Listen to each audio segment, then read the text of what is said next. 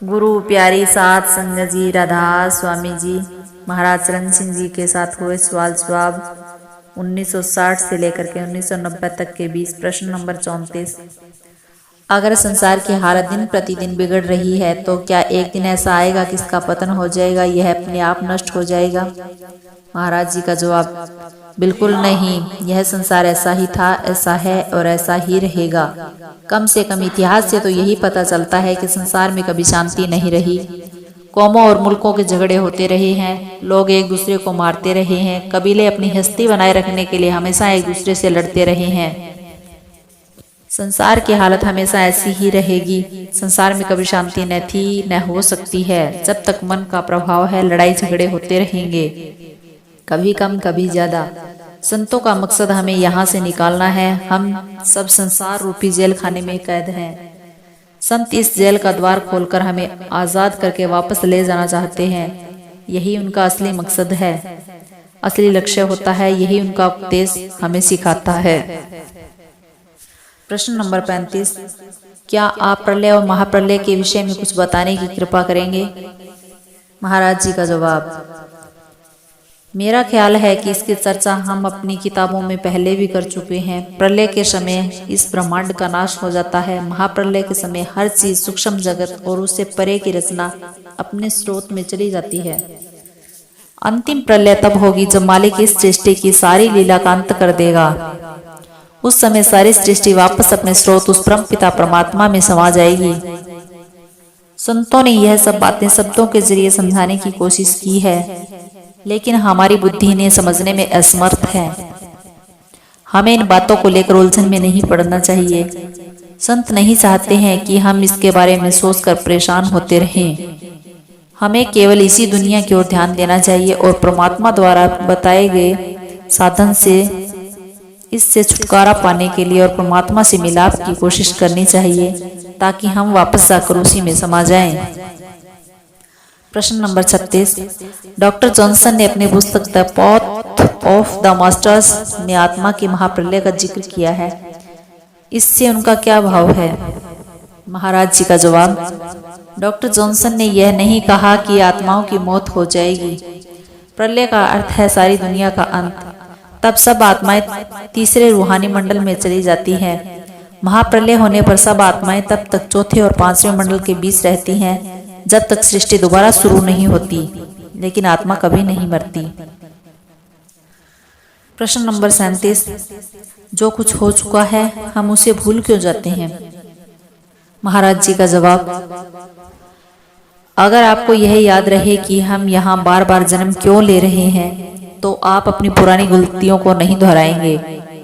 इसका मतलब होगा कि आप फिर कभी इस धरती पर वापस नहीं आएंगे, बल्कि वापस परमपिता परमात्मा के पास चले जाएंगे। तब तो हर जीव ऐसा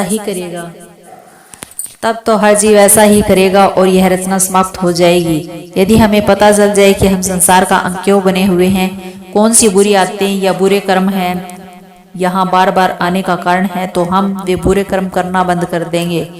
काल को परमात्मा ने कुछ वरदान दिए हुए हैं, कुछ अधिकार प्राप्त है, इसीलिए तो ये सारी सृष्टि कायम है। उसे एक वरदान यह मिला था कि जीवों को अपने पूर्व जन्मों की याद न रहे। दूसरा वरदान यह है कि जहाँ कहीं भी किसी भी जीव को जन्म दिया जाए वह वहीं खुश रहे। कुछ और वरदान भी है जिनके बारे में आपने परमार्थी पत्र भाग 2 में पढ़ा होगा। इस रचना को बनाए रखने के लिए काल को यह वरदान देने जरूरी थे। यदि यह पता लग जाए कि हमें दुख क्यों भोगने पड़ रहे हैं, हम संसार में क्यों आए हैं, तो कोई भी पाप नहीं करेगा और न ही वह सब कर्म करेगा जिसके कारण उसे सजा भोगनी पड़ती है और जिनका फल भोगने के लिए वह इस दुनिया का हिस्सा बना रहे। इस तरह इस रचना का अंत हो जाएगा, क्योंकि परमात्मा चाहता है कि यह दुनिया चलती रहे। इसलिए यह जरूरी है कि हमें अपने पूर्व जन्मों के कर्मों की याद न रहे, जिसके कारण हम इस दुनिया का हिस्सा बने हुए हैं। प्रश्न नंबर 38। आखिर यह क्यों जरूरी है कि यह संसार कायम रहे? क्या इसलिए कि हम यहाँ आकर कोई सबक सीखें? इस दुनिया की क्या जरूरत है? महाराज जी का जवाब, सबक तो हम तभी सीख सकते हैं जब हमें पहले किए गए कर्मों की याद हो। जिससे हम पहले की गई गलतियों को दोबारा न दोहराएं। जब हम पिछले जन्मों के कर्मों को भूल चुके हैं तो हम सबक कैसे सीख सकते हैं? हम कोई सबक नहीं सीख रहे। इस संसार को कायम रखने के लिए जरूरी है कि यह इसी तरह चलता रहे। हम दुनिया की समस्याएं हल करने में कभी सफल नहीं हो सकते। हाँ, इनसे ऊपर जरूर उठ सकते हैं। प्रश्न नंबर 39, हमें बताया जाता है कि दुनिया का सारा पसारा एक सपना है। क्या आप समझाएंगे कि इससे आपका क्या मतलब है? महाराज जी का जवाब, कहने का मतलब है कि यह रचना एक सपना है, क्योंकि इस शरीर की कोई असलियत नहीं है। हमारी जिंदगी 50, 60, 70, 80 साल का सपना है।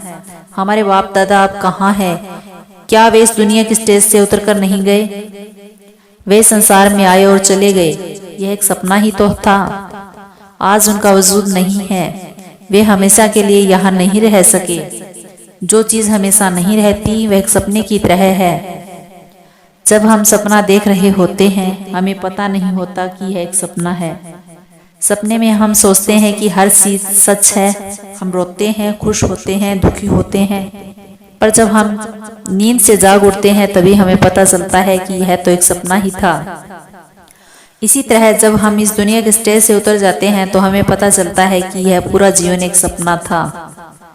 इस समय हम इस सपने का हिस्सा है, इसलिए हमें एहसास नहीं होता कि यह एक सपना है।